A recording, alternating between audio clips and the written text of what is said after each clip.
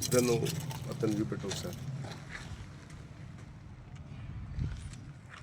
ఇతను చెవుల మల్లేశం, తండ్రి రాజయ్య, ఇసానగర్కు సంబంధించిన వాడు, కామారెడ్డి డిస్ట్రిక్ట్. అయితే ఇతను ట్రాక్టర్ దొంగతనాలు, అదేవిధంగా ఈ ట్రాలీ దొంగతనాలు చేస్తుంటాడు. ఈరోజు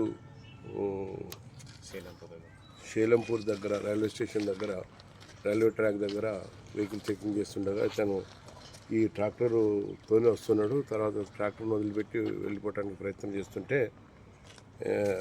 పోలీసు వాళ్ళు వెంబడి చేసి పట్టుకొని, మా పోలీసులు పట్టుకొని కొన్ని విచారించగా అతని పేరు మల్లేశం, చెవుల మల్లేశం, తండ్రి రాజయ్య, ఇస్సానగర్, కామారెడ్డికి సంబంధించిన వాడుగా తెలిపినాడు.